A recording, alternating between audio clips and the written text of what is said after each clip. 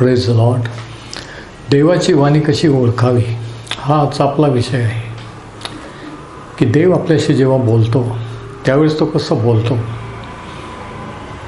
आपल्याला जी वाणी ऐकू येते किंवा आपल्याला जे वाटतं ते खरं देवाकडून आहे की सैतानाकडून आहे की आपल्या मनचं आहे. आज अनेकांचा हा प्रश्न आहे, अनेक देवाच्या लोकांचा. कदाचित हा तुमचा प्रश्न असावा की देवाची वाणी कशी ओळखावी. काही जण असं म्हणतात की काही वेळेस मला 2 वाण्या किंवा 2 आवाज ऐकू येतात, 2 विचार मनात येतात. मग देवाचा कोणता आणि सैतानाचा कोणता हे कसं कळेल. आता हे महत्त्वाचे प्रश्न आहेत आणि याचे उत्तरं देखील जाणून घेणं, समजून घेणं हे महत्त्वाचं आहे. जर आपल्याला देवाबरोबर चालायचं असेल, वाढायचं असेल तर. आणि हेच आज आपण आजच्या संदेशात पाहणार आहोत. मत्तैकृत शुभवर्तमान याचा 16वा अध्याय. याच्यामध्ये घटना आहे की प्रभू येशू ख्रिस्त जगात असताना, तो शिष्यांबरोबर चालत असताना प्रभू येशूचं आणि शिष्यांचं झालेलं संभाषण. वचन 21 बघा, मत्तै 16 आणि वचन 21. तेव्हापासून येशू आपल्या शिष्यांना दर्शवू लागला की मी यरूशलेमात जाऊन वडील, मुख्य याजक व शास्त्री यांच्या हातून बहुत दुःखे सोसावी, जीवे मारले जावे व 3ऱ्या दिवशी उठावे याचे अगत्य आहे. म्हणजे प्रभू येशू ख्रिस्त त्याच्या शिष्यांना सांगू लागला की माझं जे मिशन, जे काही माझा उद्देश जगात येण्याचा आहे की यरूशलेमेत गेल्यानंतर धार्मिक पुढाऱ्यांकडून विरोध, छळ सोसावा आणि मग वधस्तंभावरील मरण हे आवश्यक आहे असं त्याने त्याच्या शिष्यांना सांगितलं. आणि हे सांगितल्यानंतर त्यांच्या शिष्यातल्या एकाची प्रतिक्रिया काय होती बघा, वचन 22. तेव्हा पेत्र त्याला जवळ येऊन त्याचा निषेध करून म्हणाला, प्रभूजी, आपणावर दया असो असे आपणाला होणारच नाही. ही पेत्राची प्रभू येशूच्या शिष्याची प्रतिक्रिया होती. ज्यावेळेस त्याने ऐकलं की प्रभू येशू ख्रिस्ताचा छळ होणार आहे, त्याला दुःख सोसावे लागणार आहे, मरण सोसावं लागणार आहे, त्यावेळेस पेत्र म्हणतो की असे तुला न हो, हे असं कधी होणार नाही असं म्हणून त्याने त्याचा निषेध केला. पण प्रभू येशूने काय उत्तर दिलं बघा, वचन 23. परंतु तो वळून पेत्राला म्हणाला, अरे सैताना, माझ्याकडून निघून जा. पेत्र सैतान होता का? नाही. परंतु सैतानाने त्यावेळेस पेत्राचा ताबा घेतलेला होता आणि सैतान पेत्राच्या द्वारे बोलत होता. हे प्रभू येशूने ओळखलं की पेत्राची वाणी, पेत्राच्या मुखातील शब्द हे त्याचे स्वतःचे नव्हे, तर सैतानाने त्याला प्रेरित केलेला आहे देवाचा जो उद्देश तो पूर्ण करू नये म्हणून. आणि म्हणून तो म्हणतो, अरे सैताना, माझ्याकडून निघून जा, तू मला अडथळा आहेस, कारण देवाच्या गोष्टींकडे तुझे लक्ष नाही, माणसांच्या गोष्टीकडे आहे. आता ही घटना, हे संभाषण आणि अशा रीतीने प्रभू येशूचा प्रतिसाद. आता ह्या घटनेवरून, ह्या शास्त्रभागावर आपल्याला देवाच्या वाणीतला फरक आणि सैतानाच्या वाणीतला फरक कसा असतो, कसं आपण ओळखू शकतो हे आपल्याला कळतं. पेत्राचा प्रॉब्लेम होता की प्रभू येशू जे सांगत होता हे देवाकडून आहे हे तो ओळखू शकला नाही. त्याचा उद्देश, त्याचा हेतू मानवी बुद्धीप्रमाणे होता की प्रभू येशूने दुःख सोसू नये, त्याला मरण येऊ नये. परंतु हे त्याचे मानवी विचार होते आणि म्हणून त्या मानवी विचारसरणीमुळे, विचारामुळे त्याला देवाची वाणी प्रभू येशूच्या मुखातून ऐकू येऊ शकली नाही, त्याला समजले नाही आणि म्हणून त्याने त्याला विरोध केला. आणि हाच प्रॉब्लेम आज प्रत्येक विश्वासणाऱ्यांचा आपला आहे, तुमचा आणि माझा आहे.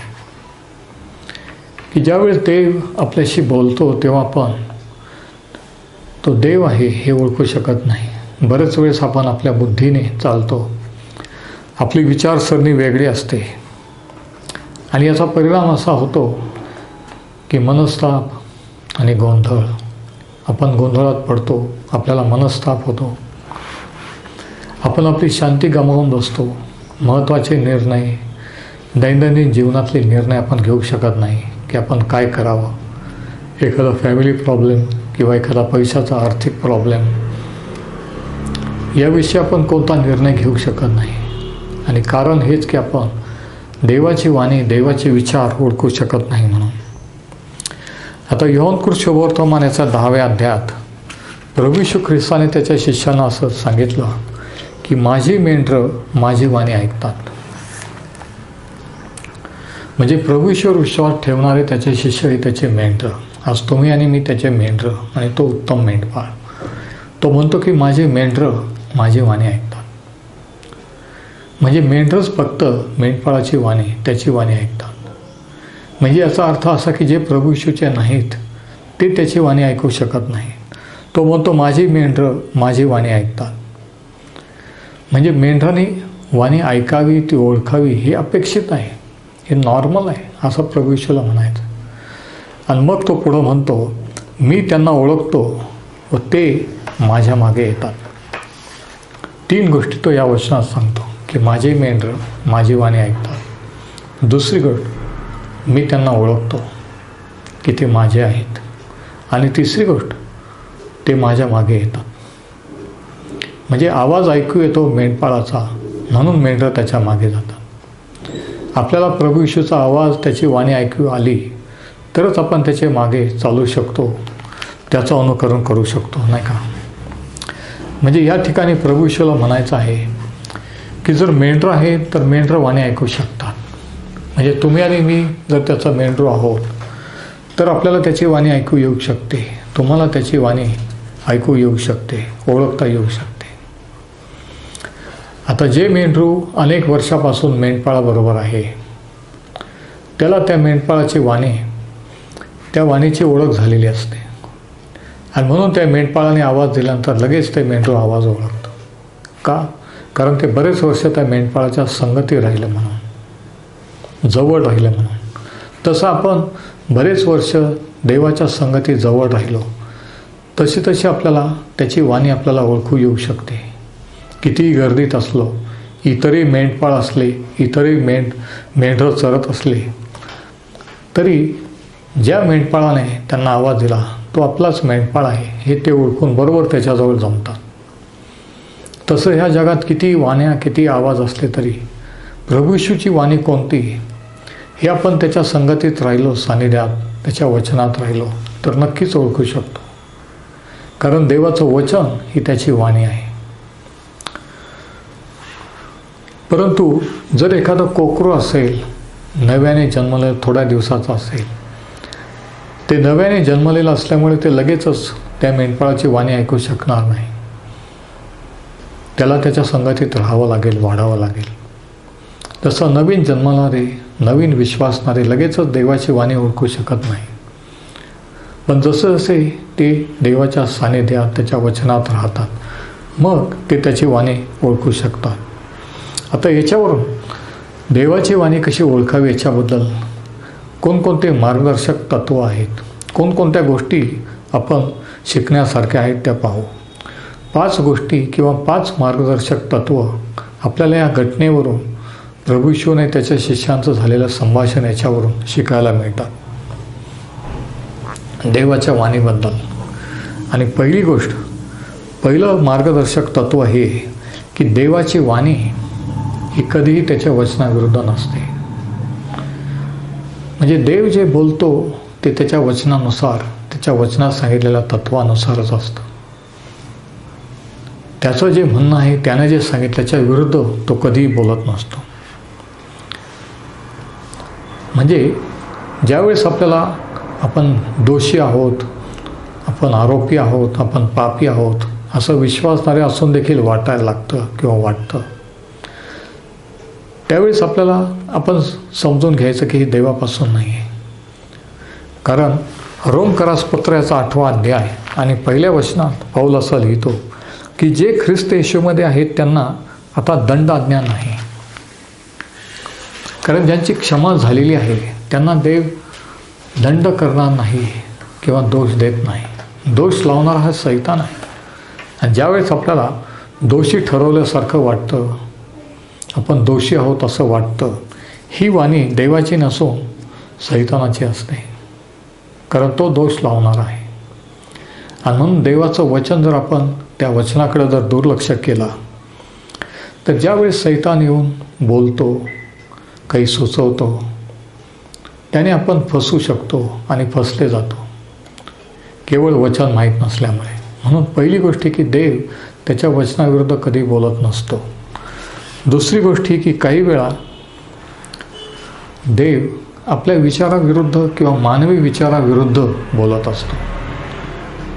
दुसरा पॉईंट हा की देवाची वाणी काही वेळा किंवा बराच वेळा आपल्या विचाराच्या पेक्षा वेगळी, आपल्या विचारसरणीच्या पेक्षा वेगळी असते. उदाहरणार्थ मार्क 5 आणि 39मध्ये प्रभू येशूने त्याच्या शिष्यांना असं सांगितलं की जर कोणी तुमच्या एका गालावर मारलं तर दुसरा गाल पुढे करा. आता हे मानवी बुद्धीला न पटणारं आहे, मानवी विचारसरणीच्या विरुद्ध हा विचार आहे, पण ही देवाची वाणी आहे, हे देव बोललेलं आहे. यशाया संदेष्टा यशाया 55 आणि याच्या 8व्या वचनात असं म्हणतो, परमेश्वर यशाया संदेष्टाच्या द्वारे असं म्हणतो, यशाया 55 आणि 8, कारण माझ्या कल्पना तुमच्या कल्पना नव्हत, माझे मार्ग तुमचे मार्ग नव्हत, असे परमेश्वर म्हणतो. कारण आकाश जसे पृथ्वीहून उंच आहे तसे माझे मार्ग तुमच्या मार्गाहून आणि माझ्या कल्पना तुमच्या कल्पनाहून उंच आहेत. म्हणजे बघा, देवाचे विचार, त्याच्या कल्पना हे आपले विचार आणि आपल्या कल्पनेपेक्षा अगदी वेगळे, अगदी विरुद्ध असे असतात काही वेळा. आणि म्हणून आपण काही वेळा संशय घेतो. उदाहरणार्थ जेव्हा अब्रामाला परमेश्वराने सांगितलं अनेक वर्षानंतर की तुला पुत्र होईल, आणि तो पुत्र झाल्यानंतर अनेक वर्ष अब्राम देवाच्या संगतीत राहून देवाबरोबर चालल्यानंतर एक दिवशी परमेश्वराने त्याला म्हटलं की तुझा पुत्र इसाक्याला अर्पण कर. त्यावेळेस देव त्याच्याशी बोललेला होता, त्याचा पुत्र, त्याच्या एकुलता एक पुत्राला अर्पण करण्याविषयी. आता हे अब्रामाच्या किंवा मानवी विचारसरणीच्या अगदी वेगळं होतं की देव असं करायला लागू शकतो का? एकुलता एक पुत्र अनेक वर्षानंतर म्हातारपणे झालेला अर्पण म्हणून करायला लावू शकतो का? अब्रामाच्या मनात ही शंका आली असेल कदाचित, परंतु तसं झालेलं नाही. कारण अनेक वर्षापासून अब्राम देवाच्या संगतीत असल्यामुळे तो देवाची वाणी ऐकायला आणि ती ओळखायला शिकलेला होता. म्हणून अब्रामाच्या मनात कोणतीही शंका आली नाही ज्यावेळेस देव हे बोलला की तुझ्या पुत्राला माझ्यासाठी अर्पण कर. अब्रामाला लगेच कळलं की ही देवाची वाणी आहे. म्हणजे काही वेळे देवाची वाणी ही आपल्या विचारसरणीविरुद्ध असते. तिसरी गोष्ट ही की देवाची वाणी ऐकल्याचा परिणाम नेहमी देवाला संतुष्ट करण्याने होतो, आपल्या स्वतःला नव्हे. म्हणजे देवाची वाणी जर ऐकली तर आपण आपली स्वतःची इच्छा पूर्ण करत नाही तर देवाची इच्छा पूर्ण करत असतो. आपण देवाला संतुष्ट करत असतो. आपल्या आत्म्याची वाढ करून आपल्या आत्म्याची वृद्धी करत असतो, आपल्या देहाची, आपल्या मनाची किंवा आपल्या विचाराची नाही, आपल्या स्वतःची नाही. चौथी गोष्ट ही की देवाची वाणी ही नेहमी आपल्या विश्वासाला आव्हान देत असतं. आपला विश्वास आपल्या विश्वासाला चॅलेंज देत असतं. आणि ते कशासाठी की आपला विश्वास अधिक वाढावा, आपण अधिक देवावर अवलंबून राहायला शिकावं, आपण अधिक त्याच्याजवळ जावं म्हणून. आता ज्यावेळेस पेत्राने हे वाक्य प्रभू येशूला बोलले आणि प्रभू येशूने जेव्हा त्याला प्रतिसाद दिला त्यावेळेस हे ऐकून पेत्राच्या विश्वासाला एक आव्हान मिळालं असेल की शिष्य असून आपण काय बोललेलं आहे. आणि यावरून पेत्राला कळलं की आपण जरी प्रभू येशूचं ऐकत आहोत, त्याच्या जवळ आहोत, तरीही काही वेळेस जिथे बोलतो ते आपल्याला कळू शकत नाही. काही वेळेस त्याच्या बोलण्याने आपल्याला आव्हान मिळतं. आपण असं म्हणू शकत नाही की मला आता सर्व त्याच्याबद्दल माहीत आहे, कळतं. नेहमी तो काहीतरी आपल्याशी बोलत असतो त्याच्या वचनाने, त्याच्या आत्म्याने, याच्यासाठी की आपण वाढावं, पुढे जावं, त्याचे विचार जाणून घ्यावेत, आपलं नातं देवाशी वाढावं, आपण अधिक त्याच्या जवळीक साधावी, त्याचे विचार जाणून घ्यावेत. हा देवाचा हेतू असतो आपल्याशी बोलण्यामागे. आणि म्हणून काही वेळा त्याची वाणी आपल्याला चॅलेंज करत असते, आव्हान करत असते. ही चौथी गोष्ट. आणि पाचवी आणि शेवटली गोष्ट ही की देवाची वाणी ही नेहमी आपल्याला उत्तेजन देत असते, धीर देत असते. ती कधी आपल्याला खचून टाकत नाही, गोंधळात पाडत नाही. गोंधळात पाडून टाकतो, दोष लावतो तो सैतान, संशय निर्माण करतो तो सैतान. पण देव नेहमी उत्तेजन देतो. देवाची वाणी त्याच्या आत्म्याने किंवा वचनाने ज्यावेळेस एखाद्या संदेशातून, एखाद्या व्यक्तीकडून आपल्याला ऐकू येते, त्यावेळेस जेव्हा आपल्याला उत्तेजन मिळतं, आपण प्रफुल्लित होतो, उत्साहित होतो. याच्यावरून आपण ओळखायचं की ते देवापासून आहे. कारण देव हा उत्तेजन देणारा आहे, वाढवणारा आहे, पुढे नेणारा आहे. पण सैतान तसा नाही. तो आपल्याला हरवणारा, तो आपल्याला निरुत्साही करणारा आहे. उदाहरणार्थ यहोशवाला ज्यावेळेस परमेश्वर यहोशवाशी बोलला, ज्यावेळेस मोशेचा मृत्यू झालेला होता आणि यहोशवाला प्रश्न पडला होता की आता ह्या इस्रायल लोकांना पुढे कसं न्यायचं. मोशेच्या मृत्यूनंतर 6 लाखपेक्षा अधिक इस्रायल लोकांची जबाबदारी ही यहोशवावर पडली. आणि त्यावेळेस तो तरुण होता. आणि एवढी मोठी जबाबदारी त्याच्यावर पडल्यानंतर काय झालं बघा. देवाने त्याला कसं उत्तेजन दिलं, कसं त्याला तयार केलं आणि कसं त्याचा उपयोग केला इस्रायल लोकांना पुढे नेण्यासाठी आणि त्यांच्या वतनाच्या देशात त्यांना नेण्यासाठी. यहोशवाचं पुस्तकाचा पहिला अध्याय आणि पहिल्या वचनापासून आपण वाचू. परमेश्वराचा सेवक मोशे याच्या मृत्यूनंतर परमेश्वराने मोशेचा मदतनीस नूनाचा पुत्र यहोशवा याला सांगितले, माझा सेवक मोशे मृत्यू पावला आहे, तर उठ, इस्रायल लोकांना सांग, जो देश मी देत आहे त्या सर्व लोकांसह यार्देन उतरून जा.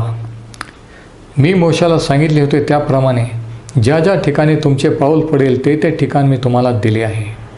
रान व लबानोन पर्वत, महानद, फरात येतपर्यंत हित्तियांचा सर्व देश व मावळतीकडे महासमुद्रापर्यंतचा मुलूक तुमचा होईल. तुझ्या हयातीत तुझ्यापुढे कोणाचाही टिकाव लागणार नाही. परमेश्वर यहोशवाला काय म्हणतो बघा.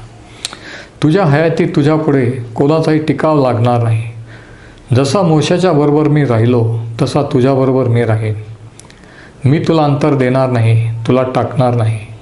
खंबीर हो, हिम्मत धर, कारण जो देश देण्याविषयी या लोकांच्या वाडवडिलांना मी आनभाग केली आहे तो तू त्यांना वतन करून देशील. बघा परमेश्वर यहोशवाला कसं उत्तेजन देत आहे, कशा रीतीने त्याच्याशी बोलत आहे. तो त्याला उत्तेजन देत आहे, धीर देत आहे, हिम्मत देत आहे. देवाची वाणी नेहमी आपल्याला धीर देते, उत्तेजन देते, आपल्याला निराश करत नाही, दोष लावत नाही, आपल्या उणीवा काढत नसते. मग पुढं तो काय म्हणतो बघा.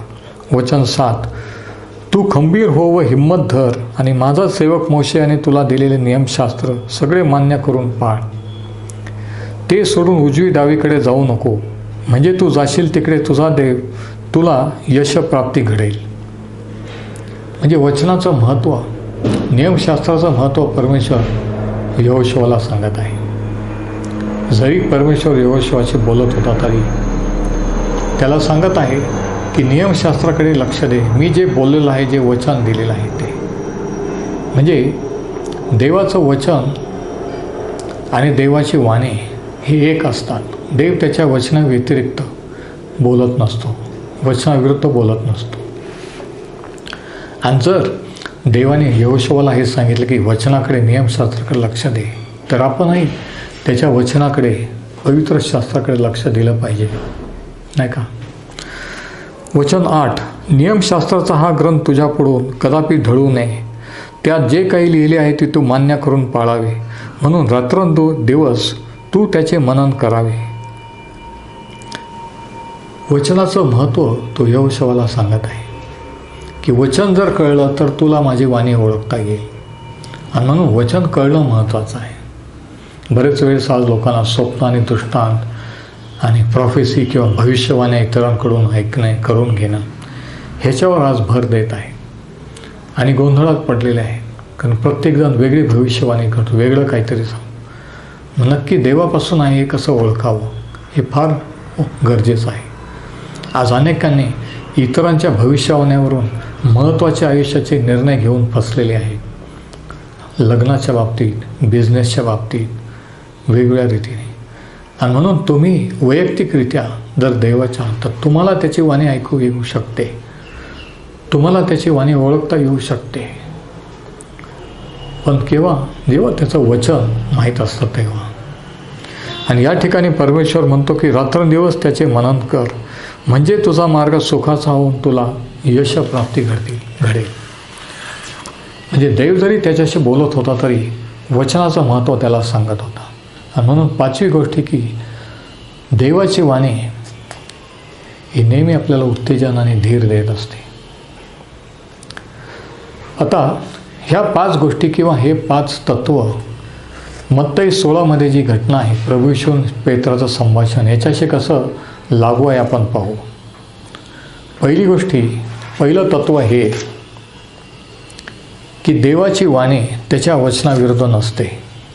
आता प्रभू येशू जे बोलला की यरूशलेमेत जाऊन मला दुःख सोसायचं आहे, छळ सोसायचं, मरण सोसायचं, हे देवाच्या वचनाविरुद्ध होतं का?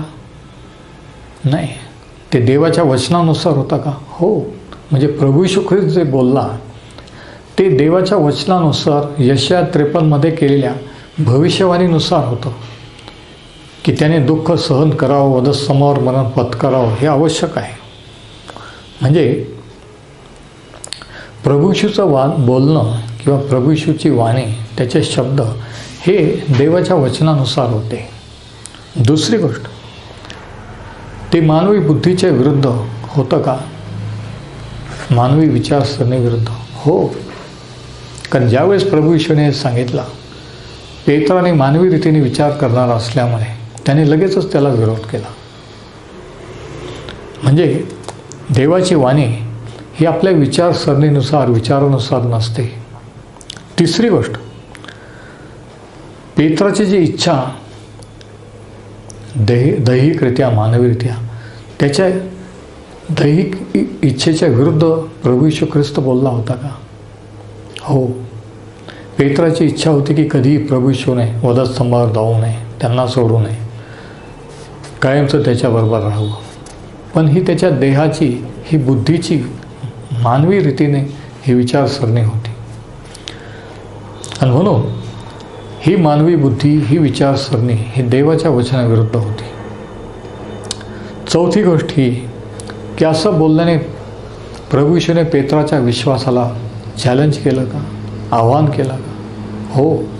कारण आतापर्यंत पेत्राने हे ऐकलं नव्हतं की प्रभू येशू ख्रिस्ताचा जगात येण्याचा उद्देश काय आहे. म्हणून आणखी एक नवीन प्रकटीकरण त्याला झालं की प्रभू येशू ख्रिस्त जगात कशासाठी आलेला आहे, तो काय करणार आहे. आणि हे ऐकून ह्याच्यावरून त्याचा विश्वास वाढला.